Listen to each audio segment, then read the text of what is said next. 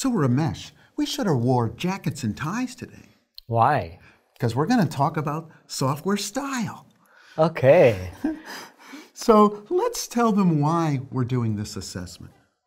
We're doing this assessment because most of your assessment thus far has been about proper function. We were only checking for correctness, whether you produce the proper output for the proper inputs. But software is more than just correctness. It's about whether you have the proper style. What do you think style is, John? To me, style is three things. Is it easy to understand? Is it easy to debug?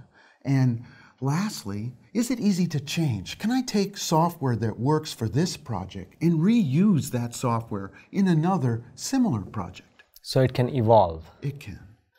So there are two benefits with this exercise. The first one, when you look at other software, you can learn some techniques that others are using and make them your own in future projects. When you allow others to take a look at your project, your software style, if you will, then you allow others to give you feedback, which allows you to grow as a programmer. So we want very little emphasis on the numerical score of this assessment, and we want you to focus on positive feedback and giving helpful suggestions. So to keep it simple, we will want you to focus on three things: names, comments, and structure.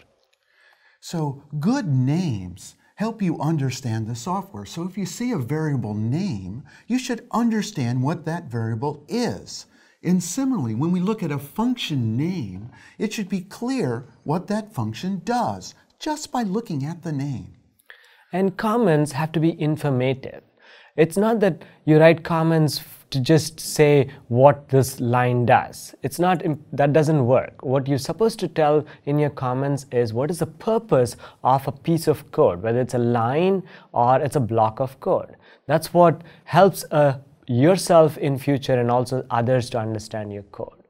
And what we mean by structure are how do the various pieces of your software fit together. So if you were to think of your finite state machine engine as a flow chart, how would you connect the boxes? And since this is a finite state machine, we expect the structure to be very simple. We expect you to first output. We then expect you to wait a certain amount of time and then input. And lastly, we expect you to go to the next state depending on the input and the current state. So it is important that your while loop has no conditional statements inside.